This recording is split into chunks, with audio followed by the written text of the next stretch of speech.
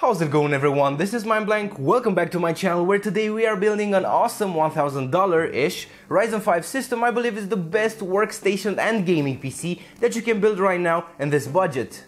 Back in my Ryzen 5 review, I said that just a short while ago, if you wanted a 6-core 12-thread CPU, you'd have to choose an Intel X99 platform. Obviously, squeezing an X99 platform in a $1,000 budget has some serious compromises for the other components: GPU, RAM, storage, etc. I really and truly believe in this build, even if that might sound corny. I honestly believe that for $1,000 you can't make a more balanced and powerful gaming and productivity system short of buying used. This thing will lead through programs such as Photoshop, Premiere Pro, After Effects, Illustrator, AutoCAD, audio production software, programming and compiling, etc. As for gaming, the 1070 also eats through anything 1080p related, even high refresh 1080p, and can push 60Hz 1440p monitors without trouble. This system is built around a Ryzen 1600 processor, and I didn't feel the need to include a 1600X, for which you'll pay $30 more, and it also doesn't come with a cooler. The 1600 can reach 3.9 or even 4 GHz, so it's really close to the X variant in performance if you're going to overclock. I'm also using a $110 B350 motherboard, the Gigabyte AB350 Gaming 3, which is pretty inexpensive considering the power this PC packs. It comes with a 7-phase VRM for the CPU power delivery and 1 phase for the DRAM, a decent number of connect options including 2 USB 3.1 Type A's at the back, as well as 4 USB 3 ports. It also supports crossfire configurations and does all this while not looking half bad with the red accents and LED lighting that you'll see later in the video.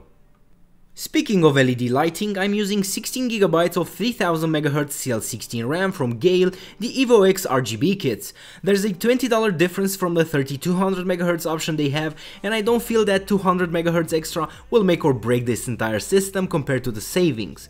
Anyway, this is priced at $109, which is really good considering the cost of RAM this year. I'm pairing everything here with the Gigabyte GTX 1070 G1 gaming graphics card. I've been using this card for quite some time, and it's really quiet under load with excellent temperatures around 67 Celsius, and it has a boost of 2000 MHz without overclocking it. For the PSU, I'm using an inexpensive but okay 550 watt power supply from Corsair. This is around $45 new, but I think at this price point you can get a PSU that, while it's still not modular, at least has black cables. I'm also using some sleeved extensions that are around $20 to $30 depending on brand and color. This is strictly to your own taste. I'm cooling the Ryzen 5 CPU with a Deepcool Captain 240EX. Now, to be fair, this is the only thing not included in the $1,000 price tag. If I'd build this system for me, and I am, I'd go with an aftermarket cooler if the budget allowed another $80 extra, which is what the loop costs. And in all fairness, the Wraith Spire that comes with the CPU looks nice and cools okay, so much so that I got the CPU to 3.7 GHz at 1.25 volts with a max temperature of 73 Celsius during load. I went with the Captain 240EX since I always liked the way it looks and the breathing effect on the pump unit. As a suggestion to deep cool, if I may, I think this cooler would be sold even more if it was updated with RGB lighting. This package is complete with a fan header hub, cable extensions, but currently and sadly not the AM4 bracket, which you have to get separately. Since I mentioned tastes earlier, to house all these parts I've gone with the Bitfinex Aurora case. I really like this case for its 2 tempered glass side panels, and don't worry, the one on the back has a black opaque coating on it, so nothing will show through. This is absolutely gorgeous to look at, and I think the white variant, which is around $80 or even less, is better looking than the black one. I really cannot fault this case, though I do have 2 things that I didn't like. First, it's the fact that there's some burrs on the plastic parts that I had to clean off, things that shouldn't be on a $100 MSRP case, and secondly, it's the lack of a PSU shroud. Now, I again can't fault a case for not having this since it's not something mandatory, but if it had, it would be an absolutely amazing case to build in. It's really tiresome to do cable management in the absence of this simple metal cover. Bitfinex, if you're watching this, then having a successor to the Aurora or a more premium variant with a shroud would be killer, and it would also be nice if you could include a second 120mm fan. For storage, I opted for a Kingston 240GB SSD, which is enough to house Windows and a fair amount of games and programs. I went with Kingston since I've owned many SSDs from them in the past years, and all of them have proven to be quality units. The finished build turned out looking really nice, although a little messy at the back. I did my best hiding everything wherever it's out of sight though. I also used some Bitfinex RGB strips, which might not be to everyone's liking. These are powered by an onboard RGB header alongside the RAM modules. The Gale sticks allow for manual control with the red switch on them, or software control if you plug them in an RGB header. Unfortunately, I had to hide these RGB cables behind the motherboard, but they're not really obvious unless you expressly look for them. Speaking of RGB, you can make some pretty crazy effects on this build, especially since everything is controlled in software with the exception of the RGB on the SSD. If you fail to notice, this case has RGB lighting for your drive. Yeah, this can be connected to an RGB header or to the PCB on the back of the chassis. This allows you to cycle between different colors with a top dedicated button, turn it off, or choose a color cycle mode. It's gimmicky, I know, but doesn't look half bad in retrospect.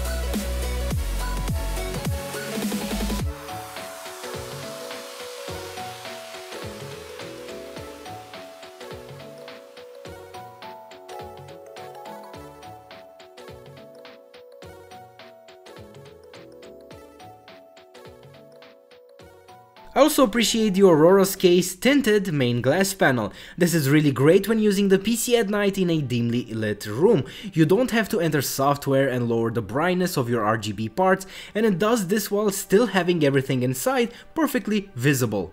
I'm going to show you some performance figures from my Ryzen 5 review, productivity and gaming. If you've seen both of my videos on Ryzen 5, then this is nothing new.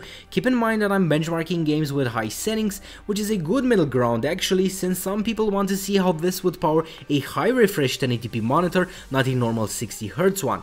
Unfortunately, no 1440p benchmarks, but I found the GTX 1070 to push beyond 60 FPS at this res in nearly every major title released last year and this year. As of me recording this, the entire system is $1,042, not including the Deep Cool Captain and the RGB strips. The latter ones are cheap to get, but the AIO will run you an extra $80, and while you can get nearly identical performance on the stock cooler, remember I got the 1600 to 3.7 GHz on it, I am enjoying lower temperatures and a more quiet system. I can keep the fans at roughly 50% and get around 53 Celsius on the CPU during gaming, with 69 Celsius on the GPU in a 23 Celsius ambient.